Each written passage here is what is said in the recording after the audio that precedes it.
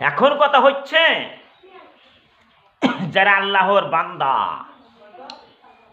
আল্লাহর বান্দাদেরকে তার পথে আহ্বান করে এবং নিজেও সৎকর্মশীল হয় ও ইসলাম গ্রহণ করে এবং বলে আমি একজন আনুগত্যকারী, তার সে উত্তম কথা আর কার হতে পারে? সুবহানাল্লাহ। এই হলো সেই ব্যক্তি যে নিজেরও উপকার সাধন করেছে এবং আল্লাহর সৃষ্টি জীবনেও উপকার করেছে।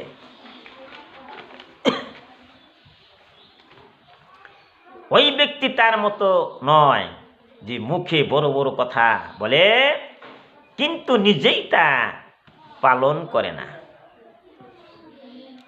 পক্ষান্তরে লোকটি তো নিজেরও ভালো কাজ করে এবং অন্যদেরকেও ভালো কাজ করতে অনুপ্রেরণা দেয় এবং আল্লাহর পথে আহ্বান করে। মুহাম্মদ ইবনু সিরিন রহমতুল্লাহ বলেন, রাসূল সাল্লাল্লাহু আলাইহি ওয়াসাল্লাম সর্বোত্তম রূপে এর আওতায় পড়ে। সুবহানাল্লাহ। কেউ কেউ বলেন যে এর দ্বারা মুআজ্জিনকে বোঝানো হয়েছে তিনি সৎকর্মশীল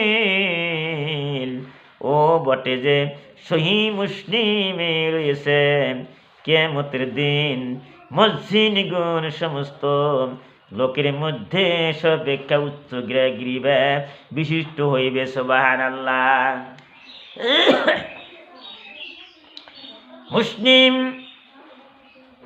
মুসলিম হাদিসে আছে সঠিক কথা এটাই যে আয়াতটি সাধারণ হওয়ার দিক দিয়ে মসজিদ গায়ের মসজিদ সবাই কে শামিল করে যে কেউ আল্লাহর পথে ডাক দিয়ে সেই এর অন্তর্ভুক্ত। সুবহানাল্লাহ। এটা স্মরণ রাখার বিষয় যে এই আয়াতটি অবতীর্ণ হওয়ার সময় আযান দেওয়ার প্রচলন হয়নি, কেননা এই আয়াত অবতীর্ণ হয় মক্কায় আর আযান দেওয়ার পদ্ধতি শুরু হয় মদিনায় হিজরতের পরে। সুবহানাল্লাহ। আমার মায়েরা, যখন আব্দুল্লাহ ইবনু যায়েদ স্বপ্নে আযান দিতে দেখেন ও শোনেন এবং তার রাসূল সাল্লাল্লাহু আলাইহি সাল্লামের যে নিকট বর্ণনা করেন, তখন রাসূল সাল্লাল্লাহু আলাইহি সাল্লাম তাকে বললেন আযানের শব্দগুলি বিল্লালকে শিখাইয়া দাও, কেননা তার কণ্ঠস্বর উচ্চ ও শ্রুতি মধুর। সুবহানাল্লাহ। লোকেরাই আল্লাহর বন্ধু, আল্লাহর বন্ধু এরাই আল্লাহর নিকটতর কেউ না। তারা নিজেরাই আল্লাহর কথা মেনে চলেন এবং অন্যদেরকেও মেনে চলার দাওয়াত দেয়। সুবহানাল্লাহ। আর এর সাথে সাথে তারা নিজেরা ভালো কাজ করে এবং ঘোষণা করে যে তারা আত্মসম্পন্নকারীদের অন্তর্ভুক্ত, কিন্তু সাথে যে কি আমার বন্ধুরে, বিশ্বের সকল মানুষকে আমি ভালোবাসি।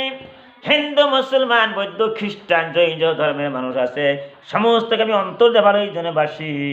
সবাইকে আবার আল্লাহ সৃষ্টি করেছেন। সুবহানাল্লাহ। আমার মায়েরা, তুমি একলা একলা রসগোল্লা খাইতেছাও, মানুষকে খিলাইলে না। তুমি নিজে রসগোল্লা খাইছাও, মানুষকে খিলাইলে না। মানুষের অন্তরটা কেমন হয়ে যাবে? তুমি জাহান্নামের আগুন থেকে তুমি বাঁচতে চাও, ধাও ধাও করে জ্বলবে। জাহান্নামের আগুন থেকে তুমি বাঁচতে চাও, কিন্তু মানুষকে বাঁচাইলে না।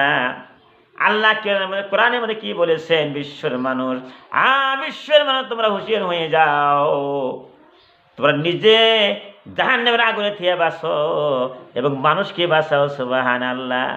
যে মানুষটা বোঝে না, যে মানুষটা আল্লাহর ভক্ত না, আল্লাহ রাস্তায় আইতাছে না, ওই মানুষটাকে আস্তে আস্তে আল্লাহ রাস্তায় আনো, জাহান্নামের থেকে উদ্ধার করো। সুবহানাল্লাহ।